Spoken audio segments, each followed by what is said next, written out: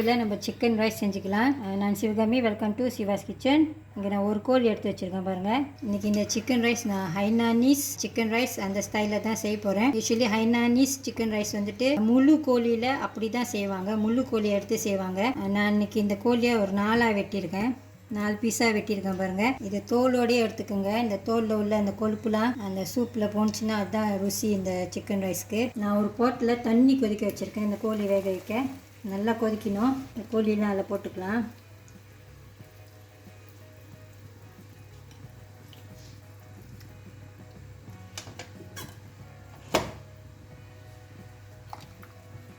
நீங்கள் முழு கோழியாக எடுத்திங்கன்னா உங்களுக்கு பெரிய பானையாக ஒன்று தேவைப்படும். அதனால தான் இதை இப்படி நான் 4 பீஸாக வெட்டியிருக்கேன். இதில் கொஞ்சம் உப்பு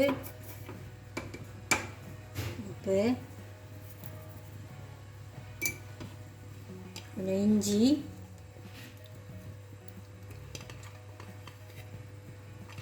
இது டவுன் பாவாங்,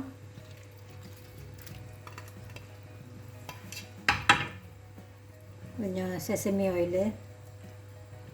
இது எப்படியே ஒரு 30 நிமிஷம் வரைக்கும், 30 மினிட்ஸ் வரைக்கும் மீடியம் ஃப்ளேமில் வச்சு இதை வேக வச்சுக்கோங்க. நம்ம அதை சொல்ல மறந்துட்டேன். அந்த இஞ்சி போடுறப்ப அதுக்கிட்ட ஒரு க்யூப் ஐயம் நான் எடுத்து வச்சுருந்தேன், சிக்கன் க்யூப்பு. அது ஒரு பாதி போட்டுக்கோங்க. அது எங்கேயோ போயிடுச்சு இப்போ தண்ணியில், நம்ம அதை பார்க்கல. அடுத்து இந்த சிக்கன் ரைஸ் கூட சாப்பிட்றதுக்கு நம்ம சில்லி சாஸ் செஞ்சுக்கலாம். 2 விதமான சாஸ் இன்றைக்கி செய்ய போகிறோம். ஒன்று வந்துட்டு சில்லி சாஸ், இன்னொன்று வந்துட்டு கிச்சாப் சாஸு. நான் இந்த சோப்பு மிளகா எடுத்து வச்சுருக்கேன் பாருங்கள். நான் இன்றைக்கி கொஞ்சம் கூட தான் செய்கிறேன், மிச்சம் தான் நான் எடுத்து வச்சுக்குவேன். இந்த பெரிய சோப்பு மிளகா உள்ளுக்குள்ளே விதையெல்லாம் நான் எடுத்துட்டேன். உரப்புக்கு இந்த 2 சில்லி படி, இது விதையோடு எடுத்துக்கலாம். அப்புறம் பச்சை கலரும் எடுத்துருக்கேன். யூஸ்வலி இந்த பச்சை பாய்க்க மாட்டாங்க, நான் கொஞ்சம் வித்தியாசமாக இருக்கட்டும்னு சொல்லிட்டு இந்த 2 மிளகாயும் எடுத்துருக்கேன்.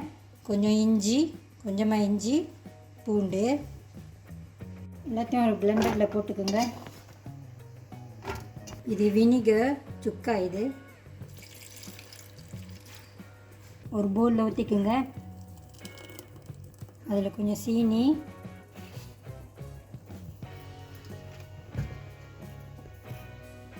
கொஞ்சம் உப்பு,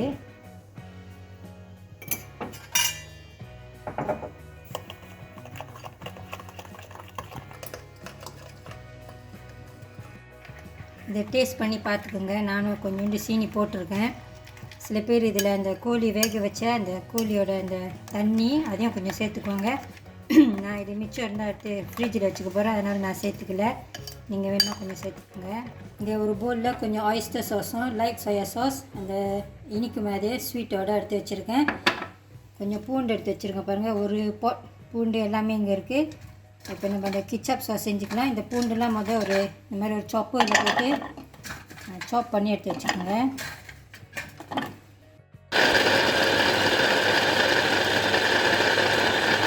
ஒரு சட்டியில் கொஞ்சம் எண்ணெய் ஊற்றிக்குங்க. நான் இது கொஞ்சம் பீஜான் எடுத்துகிறேன், செசமி ஆயில் சைனீஸோட. இந்த எண்ணெய் ஓரளவுக்கு ஆகினா போதும். ரொம்ப சூடாக்கிட்டிங்கன்னா இந்த பூண்டு அதில் போட்டோன்னே பூண்டுலாம் தீஞ்சு போயிடும். அந்த பூண்டுலாம் அதில் சேர்த்துக்கலாம்.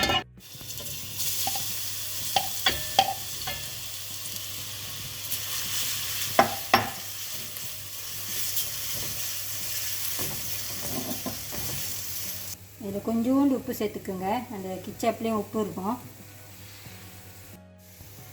கொஞ்சம் தண்ணி,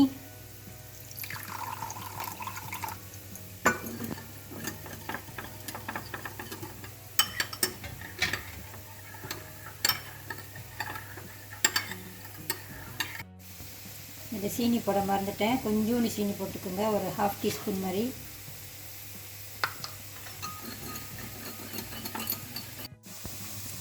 இந்த கார்லிக் வந்துட்டு நான் ரொம்ப தான் செஞ்சுக்கிட்டு இருக்கேன், இதையும் ரொம்ப தான் செஞ்சுக்கிட்டு இருக்கேன். இதில் கொஞ்சமாக எடுத்து நம்ம அந்த கிச்சப்பில் சேர்த்துக்கலாம். இது நல்லா கிறிஸ்பி ஆகிற வரைக்கும் இதை நல்லா பொரிச்சிக்குங்க. நல்லா வாசமாக இருக்கும். அப்போ தான்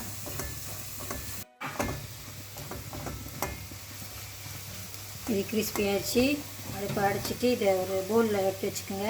இந்த சட்டிலே விட்டுட்டிங்கன்னா அது ரொம்ப அப்புறம் கசக்கும் அந்த பூண்டு.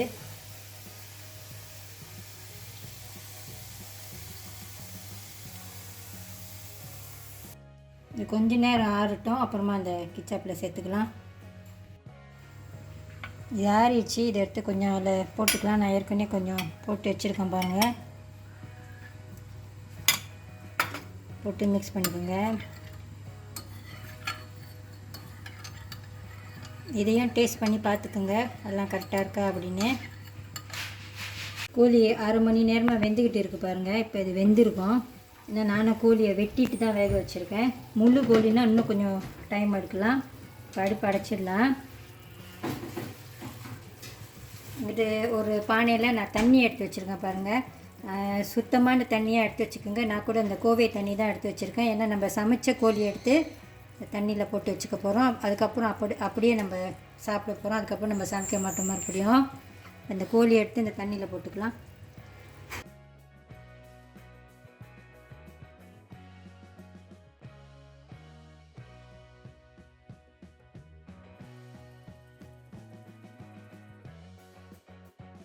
இந்த மாதிரி ஏன் தண்ணியில் போடுறோன்னா அந்த கோழி வந்துட்டு இன்னும் கூட வேகாமல் இருக்கிறதுக்கு தான், அந்த குக்கிங் ப்ராசஸை ஸ்டாப் பண்ணுறதுக்கு தான் இந்த மாதிரி தண்ணியில் போட்டுக்கிறோம். இது ஒரு 10 மினிட்ஸ் ஆகிட்டோன்னே இந்த கோழி பீசஸ்லாம் வேறு ஒரு ட்ரேயில் எடுத்து வச்சுக்கோங்க. இந்த கோழி வேக வச்ச அந்த சூப் தான் கொஞ்சம் எடுத்து வச்சுருக்கேங்க பாருங்கள். இதில் தான் நம்ம சோறு இப்போ வேக வச்சுக்க போகிறோம். இது ரொம்ப ஃப்ளேவர்ஃபுல்லாக இருக்கும். ஒரு பேன் வச்சுருக்கேன். நான் இதில் கொஞ்சம் மார்ஜரின் போட்டுக்க போகிறேன் இன்றைக்கி. நீங்கள் எண்ணெய் கூட ஊற்றிக்கலாம் தான்.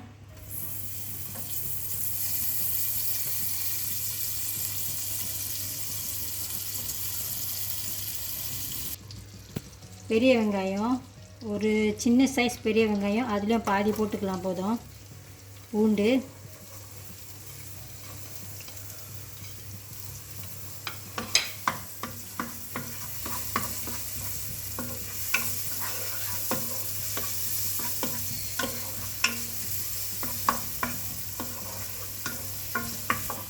அரிசி சேர்த்துக்கலாம். இது 2.5 கப் அரிசி. நான் பொன்னி அரிசி எடுத்துருக்கேன் இன்றைக்கி.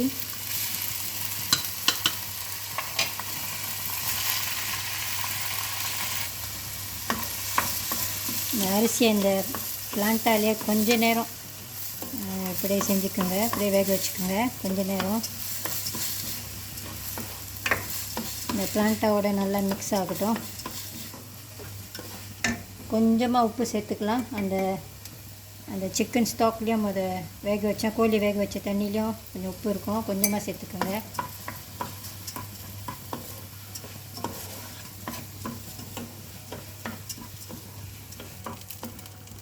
இந்த பிளான்ட்டாவோட இந்த அரிசி போட்டு நீங்கள் இதை இந்த மாதிரி செஞ்சுக்கிட்டு, இந்த பிளான்ட்டா வாசம் நல்லா இருக்குது. இப்போ நம்ம இந்த சிக்கன் ஸ்டாக்கை ஊற்றிக்கலாம். இது 2.5 கப் அரிசி. நான் 4 கப் தண்ணி தான் எடுத்திருக்கேன்.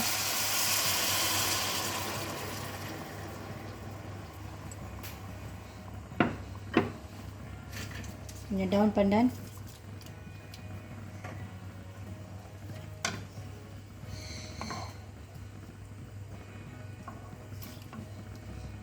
இது இப்போ வேகட்டும். சோறும் வந்துருச்சு. தண்ணிலாம் இல்லை. அடுப்பு அடிச்சுட்டு கொஞ்சம் நேரத்தில் நம்ம சர்வ் பண்ணலாம்.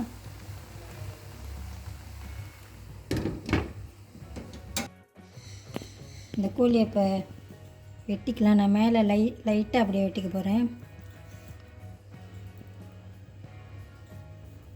நான் அதனால தான் முழு கோழி எடுக்கலை. முழு கோழி எடுத்தாக்கா நம்ம இதை பீசஸாக வெட்டுறதுக்குள்ளே அது நஞ்சு போயிடும் சமத்தில். கடைக்காரவங்களாம் அழகாக வெட்டி கொடுத்துருவாங்க. நம்ம வீட்டில் வெட்டுறது வேறு மாதிரி போயிடும். அதனால தான் நான் வெட்டிகிட்டே வாங்கிட்டு வந்திருக்கேன். இந்த சாப்பிங் போர்ட் சுத்தமான ஒரு சாப்பிங் போர்ட்டாக எடுத்துக்கோங்க.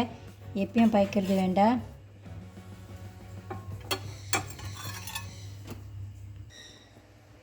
சூடு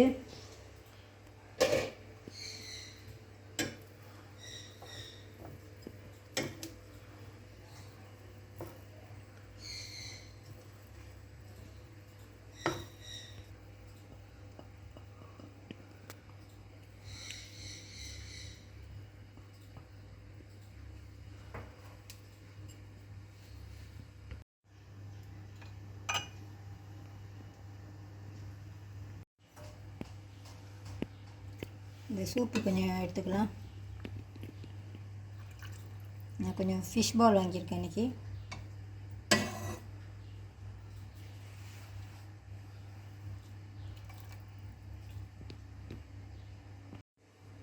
அதில் கொஞ்சம் டவுன் பாவம் போட்டுக்கலாம்.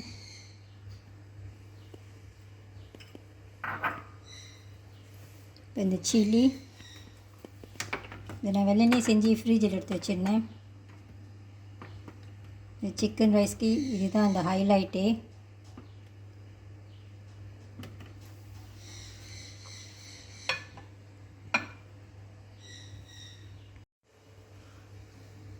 நான் இதை வேறு மாதிரி இப்போ அரேஞ்ச் பண்ணியிருக்கேன். மங்கு சின்னதாக இருக்குது. வெள்ளரிக்காய் கடைசியாக சர்வ் பண்ணுறதுக்கு முன்னுக்கு இந்த கிச்சாப் சாஸ் அந்த கோழி மேலே ஊற்றிக்கலாம்.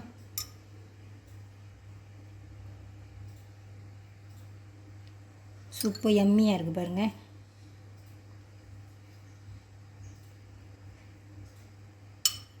நம்ம வீட்டில் செஞ்சு சாப்பிட்றதுனால சாஸ்லாம் நம்ம நிறையாவே ஊற்றி சாப்பிட்டுக்கலாம்.